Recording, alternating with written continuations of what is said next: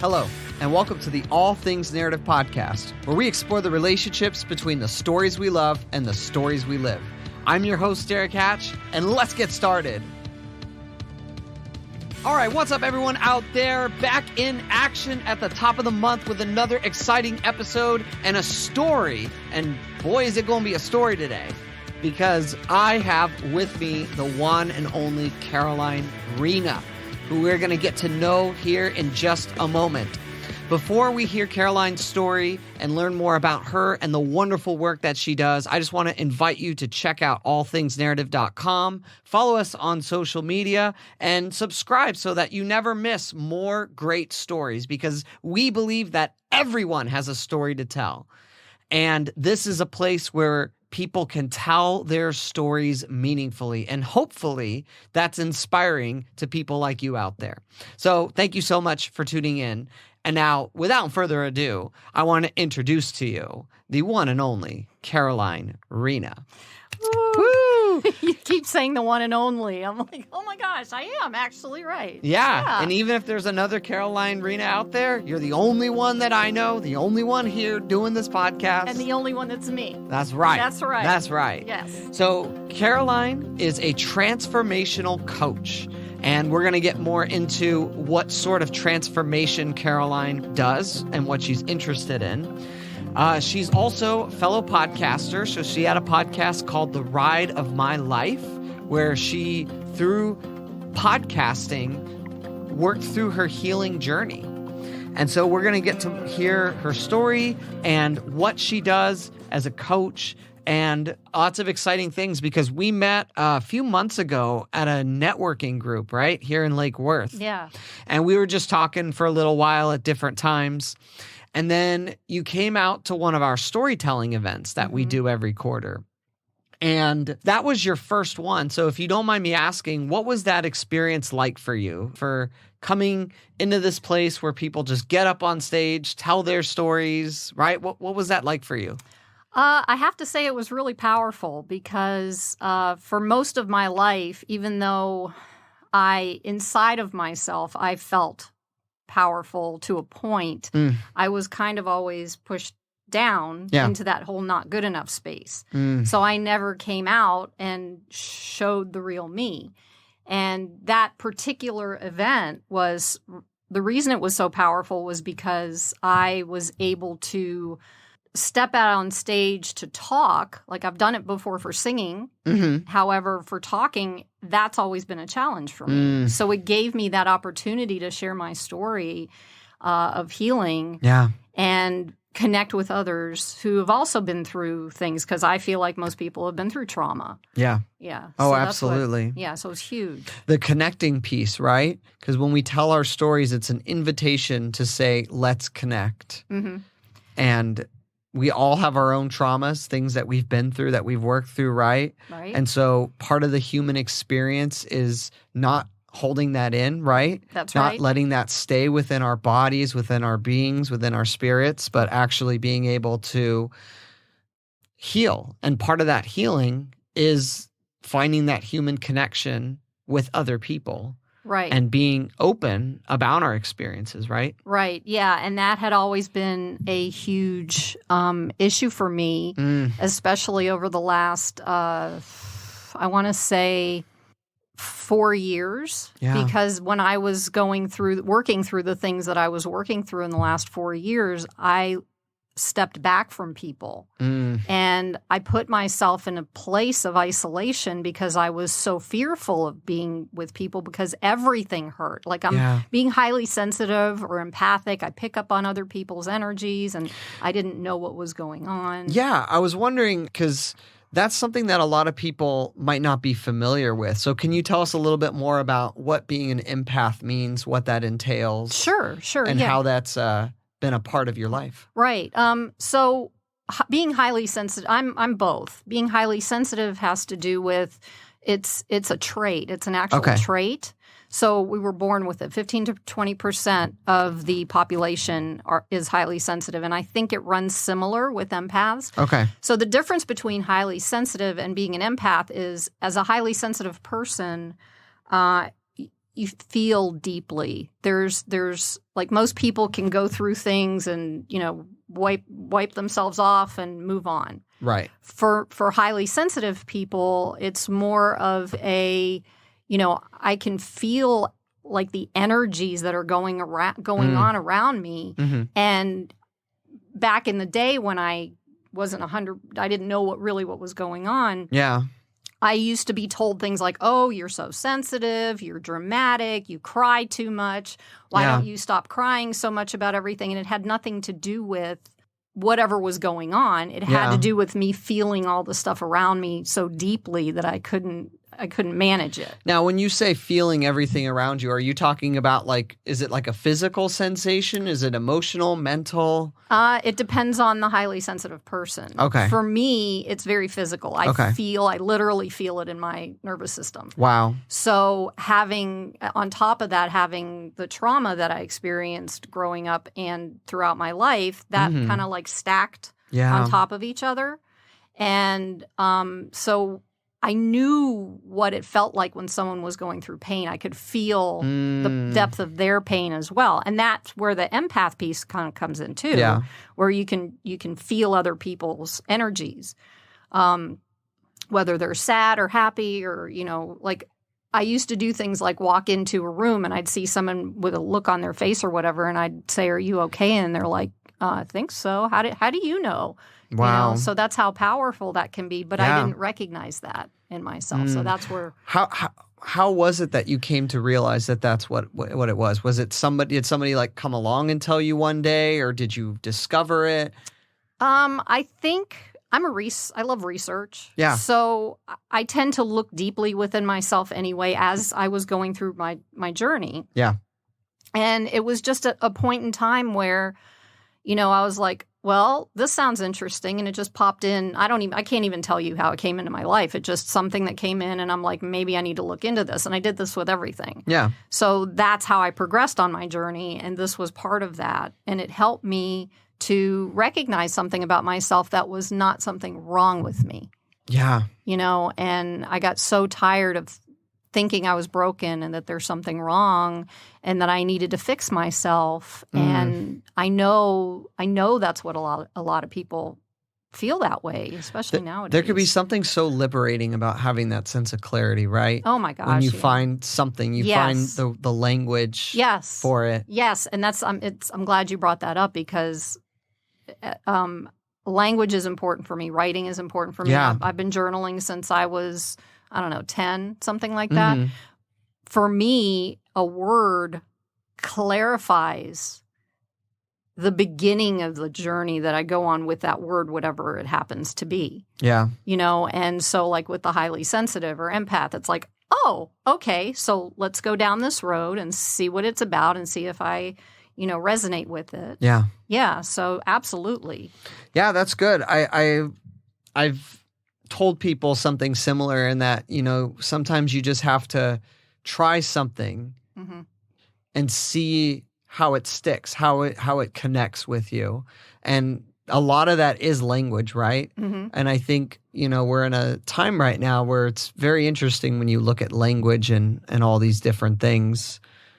What's interesting about it is that a lot of us that I'm discovering in my own journey don't know the language of who they are, right? Of the truth of who they are. We're told who we are, and we go through our lives thinking that we're going on this journey of this one version of language when there's another direction of our truth, but we get to find out what that is. Well, and that's one of the things that I read that you do is you help people to kind of discover what they want, right, in life, and that's a huge part of what I do in terms of narrative practices and stories, right? Because we talk about the difference between, you ever heard the difference between an internal state and an intentional state?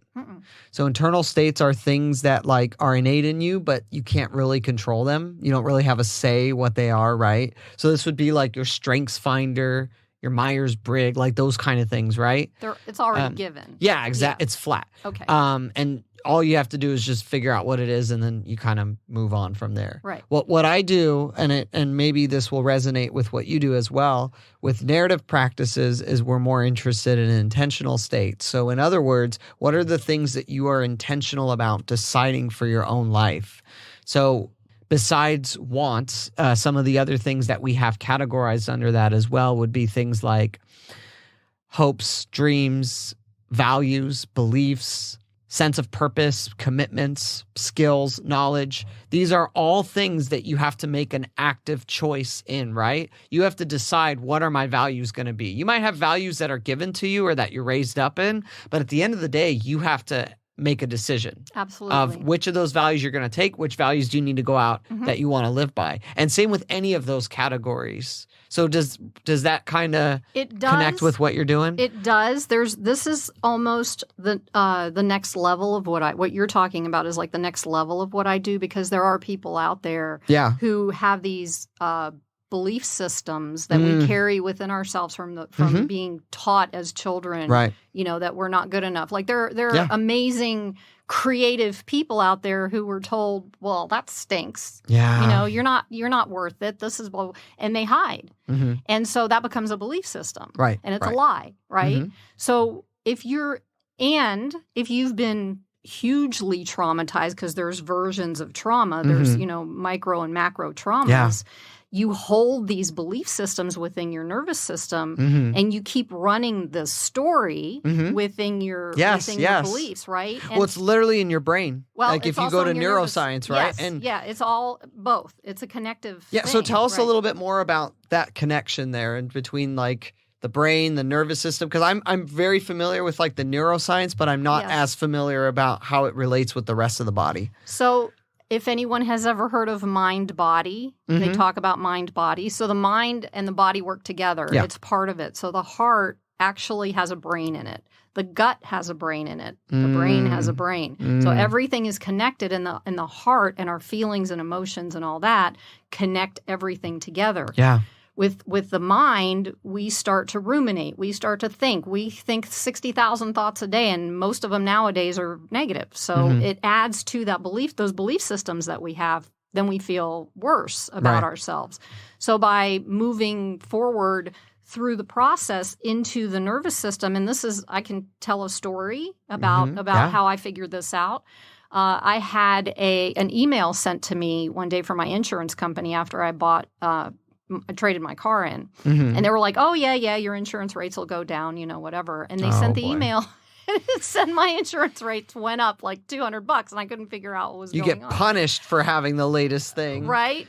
Something that's going to be, better for, and safer, gas mileage, safer. Whatever. Yep, I felt the same way. Yep. And so what happened was I've done my work up until this time, and I knew the language, and I knew everything going on, and I was the observer watching, what was happening. Yeah.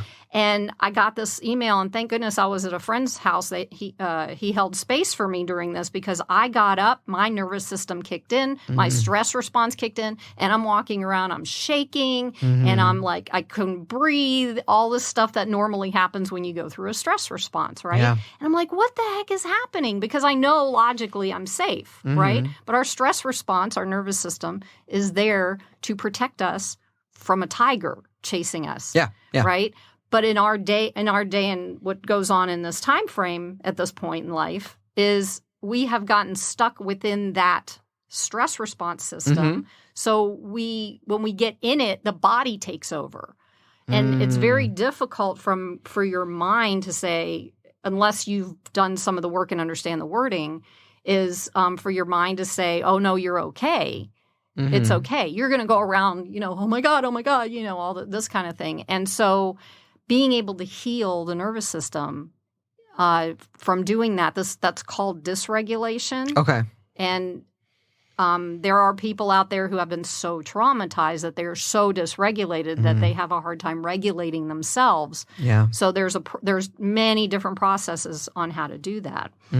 But the connection between the mind and the body is the main part of this, because if you get to a point through meditation and through, different ways of healing, that you're able to slow that down and not fall into that hole and not feel like you're crashing and burning. Yeah. And that's that's the work I needed to do. And that was the starting point when I saw that, because I'm like, why am I freaking out when I know that I'm safe right now? Yeah.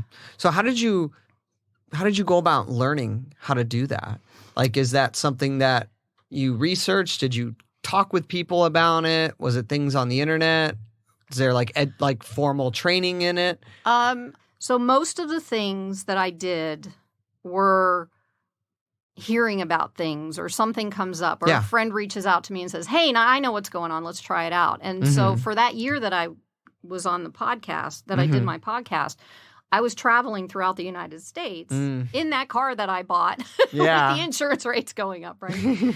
And I went to a couple of different places where I stayed with some friends of mine who actually guided me through somatic body work. And it's the somatic piece, which is the body, rather than the analytical piece of it, that helped me to learn how to settle my nervous system. Yeah. So there are things like tapping and breath work, and there's a lot of different things out there, but these were a couple of the things that I discovered in the process. And it was interesting because I'm not afraid to try something new. I don't really care.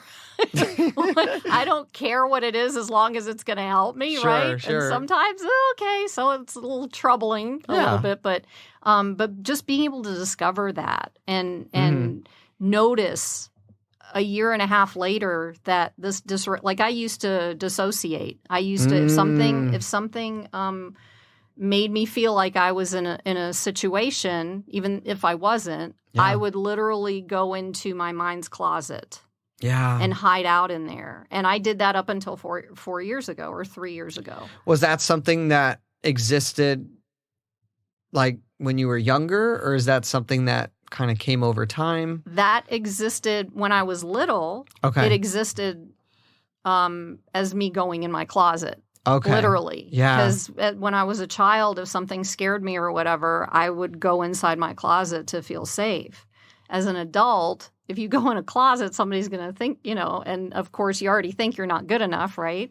So you don't do those things. You switch it up, but you're still using the same protective mechanisms that you use as a child. Right. But you're an adult now. Now, this is the piece where you get to take responsibility for what's happening in your life and recognize that I have to say, to begin with, when you were a child, it wasn't your fault. Yeah. Whatever happened to you was not your fault. Right. When you get older, though, it is your responsibility to recognize what happened to you as a child and learn how to walk through what went on and heal yourself, so you don't have to live your life like this. Because I just turned 59. It gets worse when you get older. So if you don't start doing something when you recognize it, it's going to start hurting more and more and more until you do. And it's not anything to punish you. It's more of a, like, the universe is doing this for you rather than to you. It's just like,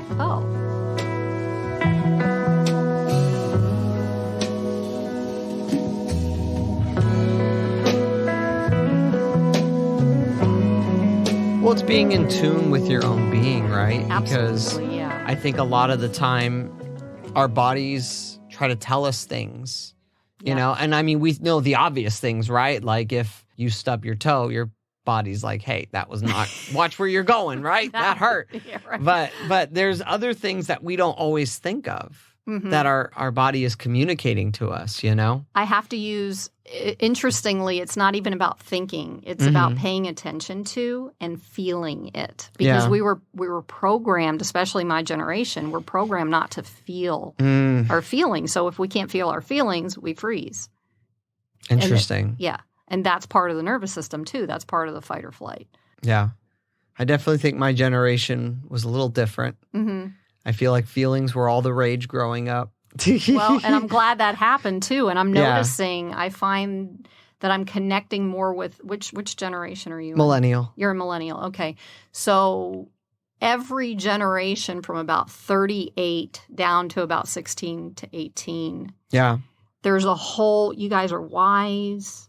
There's a wisdom in there that we didn't know about. And we're the ones, I feel like my generation were the ones that had to learn all the things that, like, my generation was 60s. It was the, hippie generation. And I came out of that hippie generation. So they started this process for us. Yeah. If it wasn't for the hippies, you guys wouldn't even know what it was. Yeah. Oh, absolutely. In a way. But coming to this earth after we did, you already know this anyway, intrinsically. Yeah. If that makes sense. Yeah. Oh, absolutely. I mean, we had our whole subculture, when I was in high school that I was a part of, with the emo like subculture, and it was all about emotion, like feeling emotion, right? And then, so there were a lot of things about that can really breed empathy, that can breed understanding, right? And then I think I'd love to hear your perspective on this. I think one of the pitfalls in my generation that, as we were working through this is kind of like that,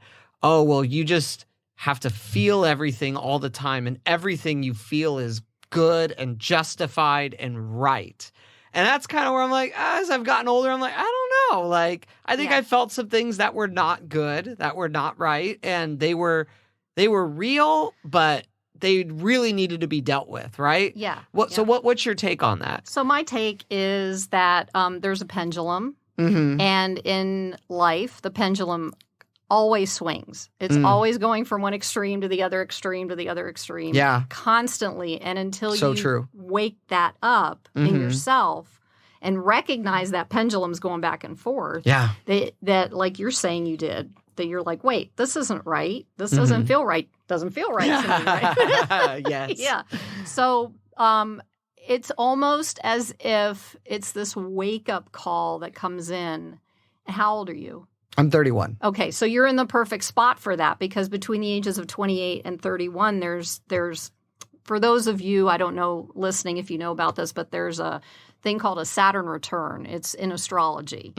And the Saturn return is you're in your first Saturn return. I'm actually in my second one. When you're in your first one, you're looking outside, you're trying to figure all these things out. What's my life look like? What's happening? I got to do this. I got to do this.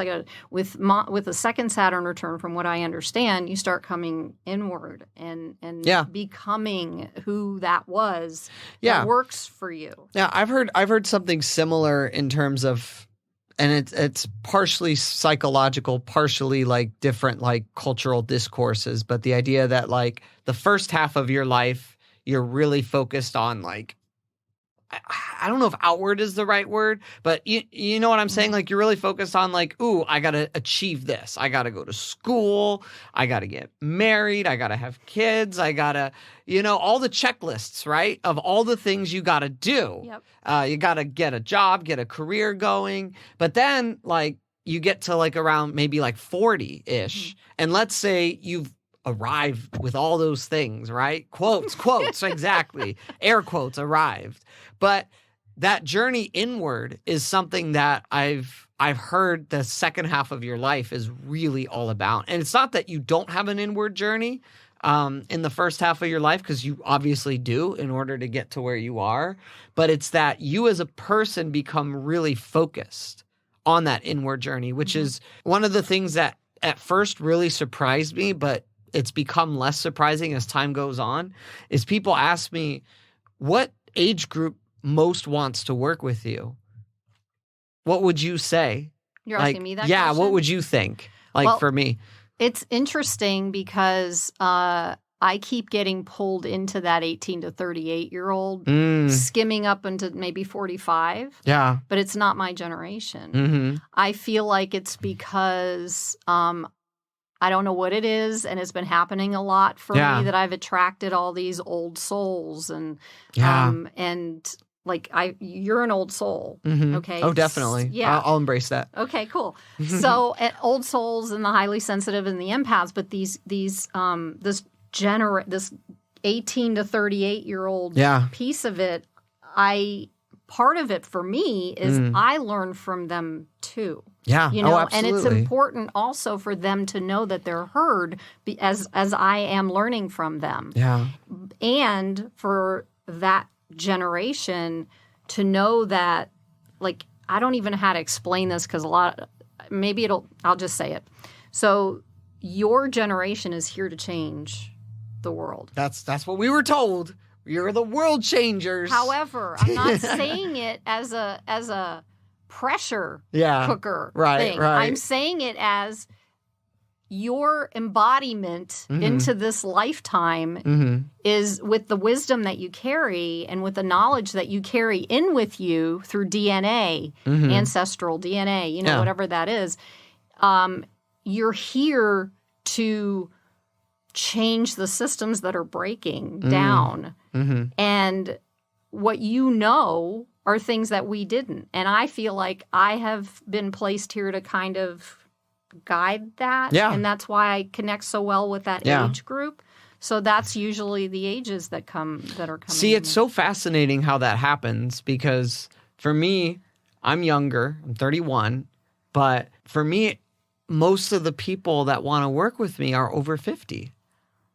Which is so fascinating because I did not think for the life of me all these people will want to work with someone so young. But why? Well, this is where we get into story. my discourse, my insecurities, right? Okay. Yeah, always been uncomfortable with the fact that I look like if you physically see me, right, I'm shorter. I look really young. I always get carded, mistaken for, You'll like that at my age, but go ahead. Yeah, I still don't like it now. Okay. But I've always been just a little like, okay, how do I make myself look older, appear older, like all that kind of stuff. And somebody told me that worked with me and still is working with me. They said, well, your youthfulness is what attracted me to wanting to work with you. I was like, what? And I was like, I didn't believe it. Like, I was blown away. I was like, no way. Like, really? And they're like, yeah, like, you're just so lively and passionate about what you're doing. And you're also like not super like set in everything, right? You're open to the person that you're with, but at the same time, you know a lot of things and you're confident in what you know. So it's like, I was like, oh, I've never been told like that before from someone of that age, So that was really meaningful to hear that. And it changed my perspective on things. Well, I'm glad it did because that was what drew me into you as well. Because my generation, at least from my perspective of my experience of it, is very like everything has to be like this. Everything's got to be, serious. Everything is, and I've lived my life that way. And when I come across somebody like you, your energy, your wisdom, your understanding, your excitement, it's like, oh yeah, cool. Now I can be myself. I don't have to be that serious adult. Yeah, that's like a theme I've noticed a lot. Like I used to do drum circles out in like downtown West Palm Beach. Okay. Just for fun. Just people got a bunch of drums. People just can come and we play together, Nothing weird about it or anything, just playing music. But, doing that and in general, just when you're teaching people like music, it's really fascinating because with drums, I've had people who like have come to drumming things I've done and they're just like cross arms. I don't think I'm going to be good at this or I don't know if I'm going to like this. I'm like, just try it. But then once people like have that freedom to just play and just let their body, let the rhythm, let all that happen. Yep. They just come alive. And I just feel like in this world that we're in, there's that disconnect. I feel like this conversation is coming back to the mind, body, spirit, like that whole, those things all working together, And I feel like for a lot of people, because of maybe the pressures of society or the discourses that they've been inherited, it's hard for people to just kind of let go and be free.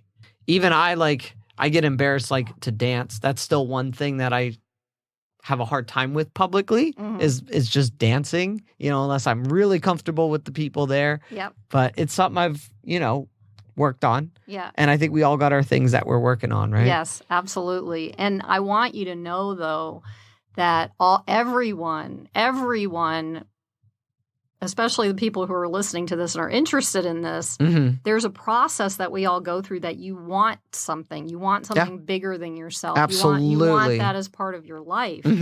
The interesting thing is that we've had it trained out of us what with you want. societal rules and laws and all these different things. And I'm not saying go out and break laws or whatever. What I'm saying is that it doesn't help us to realize who we are. It doesn't help us to realize the truth of who we are. And who we are is this amazing spark of light and love and connection and humanness and you know, metaphysicalness and you know, all of it. We're all of it, but we're taught and we're taught not to be that. And so when it comes into our lives, then we're like, well, what the heck is this? I don't understand this. I'm not supposed to do this. Well, and to bring it back to stories, right? I mean, stories are about characters that want something and they have to overcome, you know, a problem to get that, right? And to get what they need as well out of that.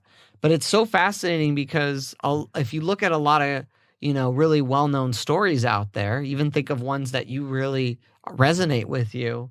A lot of the times there's a character that wants something that's at odds with, you know, the tribe or the village or the town, right? Or the family. And hands go up, right? Hands go up. And it's recognizing that that's part of the journey. Yes. And it's going out there. It's going out and embarking on the adventure. Like you're familiar with the hero's journey. So it's like you have that call to adventure, that sense of, oh, I want something bigger than myself. You've got that refusal where you're like, I don't know. I don't know if I could actually do that. I don't know if that's for me. But then once you go forward, once you cross that first threshold, right? And then you go into the unknown, right? When you go into that space there. And that's when you're, as Joseph Campbell talks about, that's when you're going inward, right? So you're going deeper and more inward, right? And further, the universe opens up for you because that first step, that all it is taking or making a choice. And then the minute you make that choice, everything starts to converge, but sometimes you don't even know that that's happening. But the minute you take that step, like you're saying, that's when things start showing up for you. That's when, you know, you're like, well, I don't have enough money to do this. And I don't know where I'm going to go. And I don't know this. And I don't know. Every single time that I fought that and resisted it, I was in pain. When I didn't, things just started showing up to help me move along this journey, you know? And that's the cool thing. So absolutely. Well, and that's why it's interesting to explore the relationship between like stories that we encounter that are like fictional and then our own psyches, right? And then how that plays out in our lives. So again, the hero's journey is a great example of that. You encounter that in a story, something in you lights up and you're like, oh, that's it. I really like that. Why'd you like it? I don't know, but I guess it inspired me. It was meaningful. I don't know. But then there's something in your psyche, right? The human psyche, because that's one of the things Joseph Campbell talks about is like these stories transcend cultural boundaries. Like how on earth is it that Native American stories over here, Chinese stories over here, ancient Mesopotamia, Jewish story, like there's similar ideas that they really value, right? And it's interesting to kind of compare and look at, oh, wow, like this thing, you know, you could pick any of those stages of the hero's journey and you're like, oh, wow, this manifests in this mythology and this religion and this culture, right?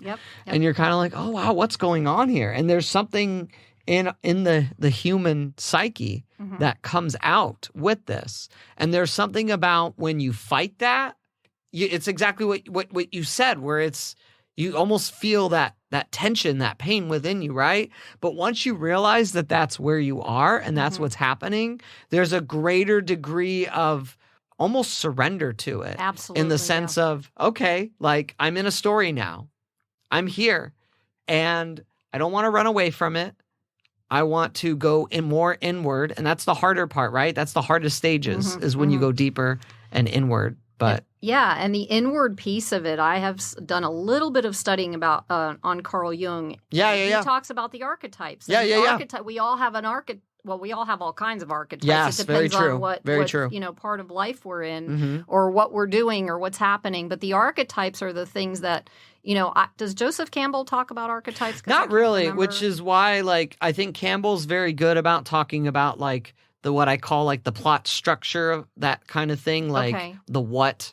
And Carl Jung is very good at the who, Yes, the character, yeah, the so archetypes. they come so they together, complement each other really well. Yeah, and it's like for me, the archetype that's coming out for me, Mm-hmm. there's a couple of them, but I Sure. won't talk about them. The main archetype that's coming out for me right now is the wounded healer. Mm-hmm. Mm-hmm. And that is a huge, because as a wounded healer, it's the hero's journey. You go through the wounding. Yeah. You get to a point in your life where, like you're talking about, things start coming out. You're trying to figure things out. You move on to the next thing and you discover it. It's a discovery. It's a journey. That's why they call it a journey, you know? Absolutely. Yeah. So the wounded healer is a big one on this planet because we've all been wounded in some way.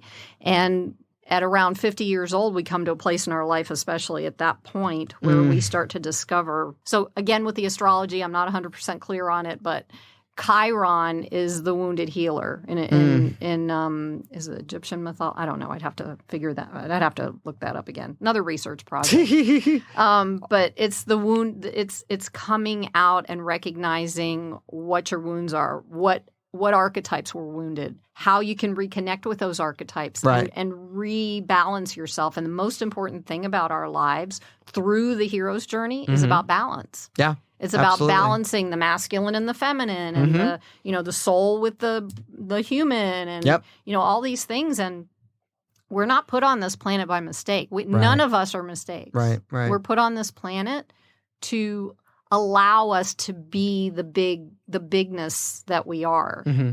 And we have to find that. And that's the journey. That's the hero's journey to me. Have you ever heard of there's a book called The Wounded Healer? Maybe. By Henry Nouwen? No, maybe not. Yeah. So he was a pastor, and he talks about embracing the wounded healer, like for ministry, for ministering to people. It's really, really powerful book, just kind of hearing his journey of understanding what that means for his life. Yeah. And how that affected the work that he did with people. Right.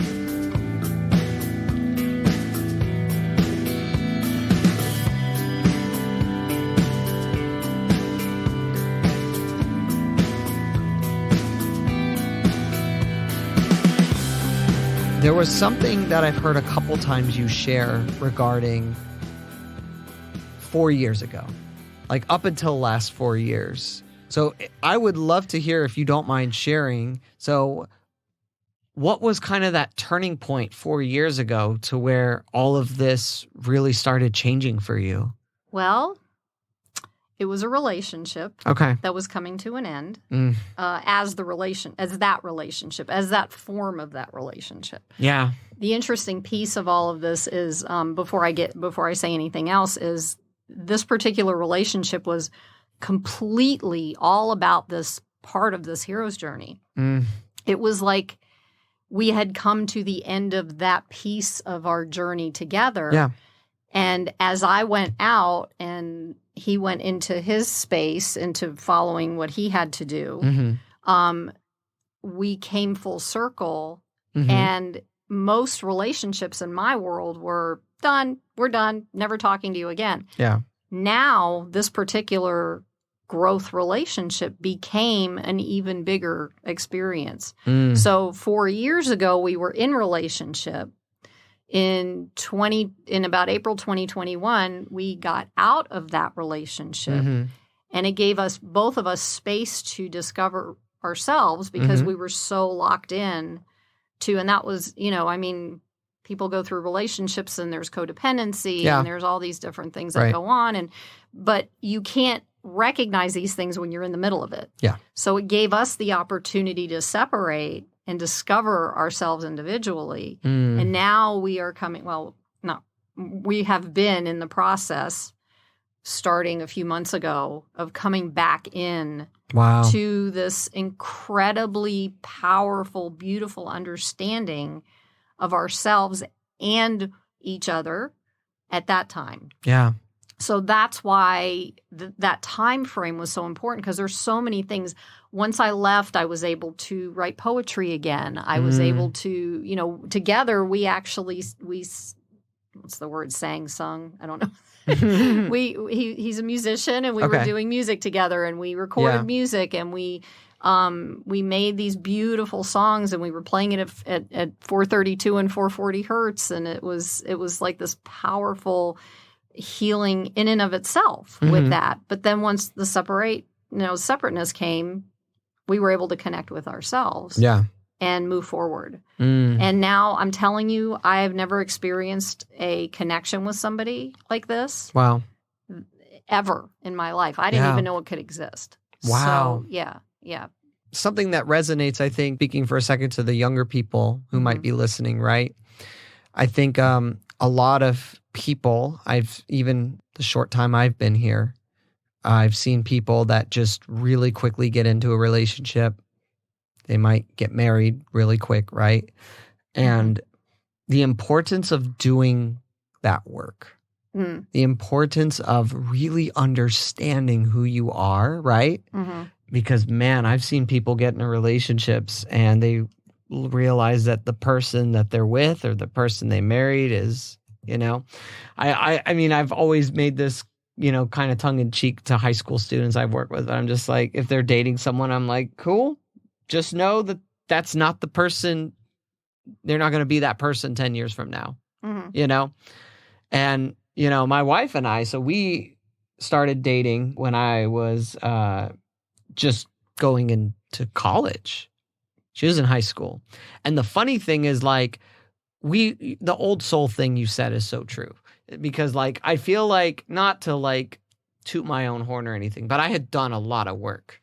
A lot of work before we dated. Well, that's powerful. You're not toot away. Well, in fact, I in my junior and senior year of high school, I abstained from dating completely. Wow. Intentionally, saying I'm going to spend my last 2 years of high school working on myself. And that is typical of an old soul. Yeah. Which I don't know. I still have not met anyone my age who's ever done that. Okay. But I did that because I knew that when I got into college, I wanted to be alert and awake to, to love, to what might happen. Yeah. And that's exactly what happened, And she had done a lot of work as well, but there was a lot of work that it was in progress, right? Because we didn't get married until 4 years after we were together, right? So that's a long time for a lot of people, to really get to know each other. And so being able to do that, I think it's so important to not jump into things, right? Yes. Especially if you're like me and you're a romantic type and you just want to jump into things. Totally get it. I totally get it. And it's interesting because, especially with my generation, that's what we were taught to do. And not everyone. Ring by spring. Right? And not everyone in your generation is like that. Yeah. More of us changed, are. Yeah. The knight in shining armor comes and rescues the damsel in distress who's not allowed to say anything anyway. She's not allowed to be who she is, and she has to bow down. Definitely a type of narrative. Total narrative. Oh, yeah. But what I pulled from what you said is there are many ways of doing it. Absolutely. So your 100%. way worked beautifully for you, and what may work for you in that way may not work for somebody else. So I just wanted to pull that out because you can make a decision and take those steps. Sometimes the best growth comes from ourselves. And then there are times when you get to be in a relationship and you've got big growth happening in the relationship as long as you can pay attention to what's happening and come in with an open mind and not the rules and the regulations of, that have been expressed in society about relationship. Right. And just say, look, we're in this space to grow together. You don't own me. I don't own you. I am a free person. I get to choose what I need, and I also get to communicate with you about what these things are, and you get to do the same thing. Yeah. And for someone to be able to understand and get into a relationship from that angle is beyond. It's beyond what anything that you can ever imagine. Because if you're holding on to this cleaving together as two souls, let no man put asunder. The man that puts asunder this cleaving is us. It's not anybody else. It doesn't matter. But when we're so in love, we're not paying attention to that. Yeah. And we're in the middle of a wedding ceremony. We're not paying attention to that. We want to go through the field of love, and we want to enjoy ourselves and enjoy the, reception after it and the honeymoon and all that kind of stuff. But we're not in that space to think about what's happening. Right. And the story there is to be able to go in with your eyes open on you, not on the other person. But each person coming in that way, where I wish you could see my hands, but maybe if you explain it. But so enmeshment and codependency look like this. So both hands are clasped, like they're going hand in hand together. And you're like in this thing where neither one of you can get out of it. Right. Where what it is, I feel, is supposed to be is a parallel journey in life where there are times where you're going to separate and go different ways, and then you're going to come back together. And sometimes you come back together more closely and you hang out and do things together, and then you separate again. And as long as both people are in that mindset, there's not going to be codependency or right. Well, it's just creating that space, Sometimes you need a day to yourself. Yes. Sometimes, my wife would need a day to herself, right? Yes. And it's like, it's all good. We need that time, right? We need that personal time. Yep. But then when we come together, we'll be stronger at that point. Exactly. And we'll truly be one, but not lose ourselves. Right. Exactly. In that. Exactly. So I got two kind of final things I want to ask you about as we kind of start to wrap up here. Okay.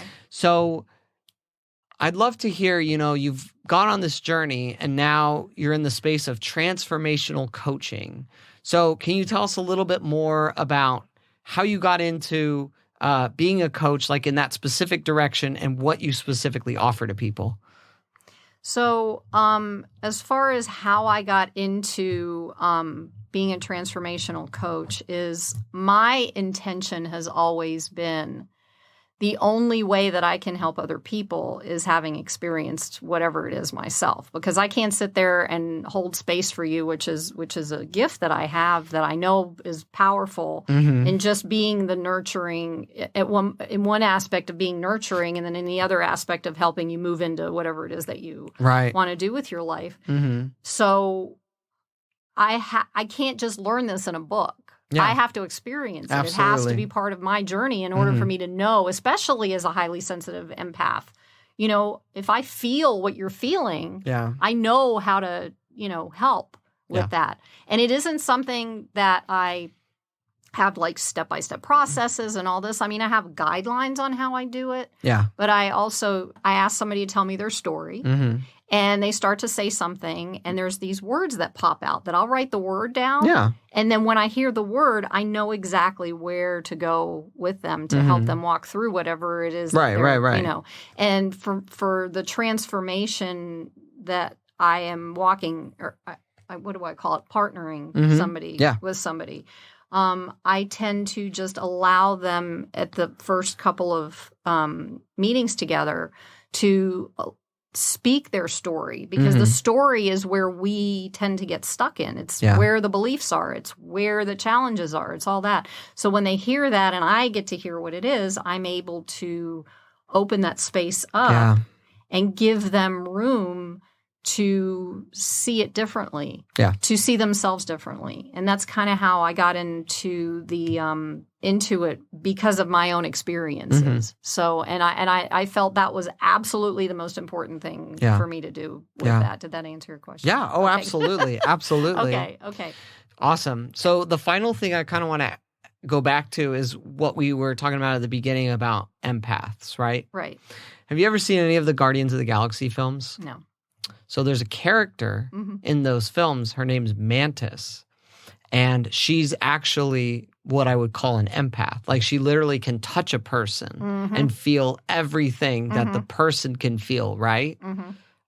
Which is really cool because it's like a superpower. But she's also like based on your definition, I would also consider her a highly sensitive person as well, just from, what I see in those films, right?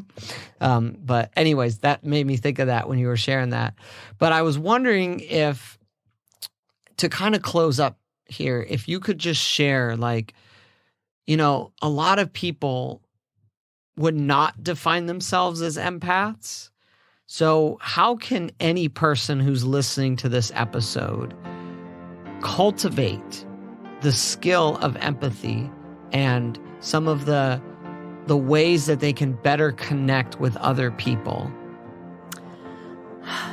Well, to me, empathy and being an empath is a little bit different. Okay. So there are many variations of people with, as far as empathy goes, when you see somebody else in pain, instead of sitting there and jabbing at them or making fun or any of that kind of thing that a lot of us do to lighten the moment up, even if somebody's grieving. Right. Grieving is a big deal. Like holding space for someone grieving, not trying to lighten the load, not trying to do anything, just sitting there and letting them grieve.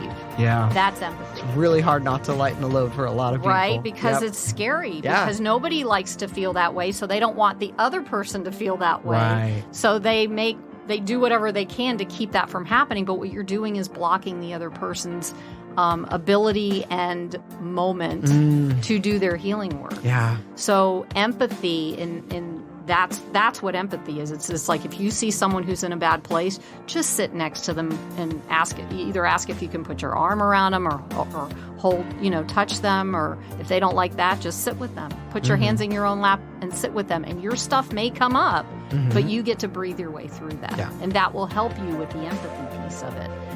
As an empath, when you start to discover that maybe you are an empath, that you have these capabilities, that you feel like you're the wounded healer, which a lot of empaths are, then you get to start, maybe like I did, was do the research. Just start looking empath. What is an empath? Why do I feel this way? Yeah. What's happening to me? Why is this going on? Well, maybe you were put on this planet to help people to feel their feelings because we've been taught not to. Right. So there you are, you know, and that's where empath and empathy come in together. Yeah. So that's probably the best explanation I can give for that's that. fantastic. And that's something that I can tell you've done with your life, and now you're helping others to do that. And so you're creating that space, and that's a beautiful thing. Thank you. So Caroline, where can people find you? How can they connect with you?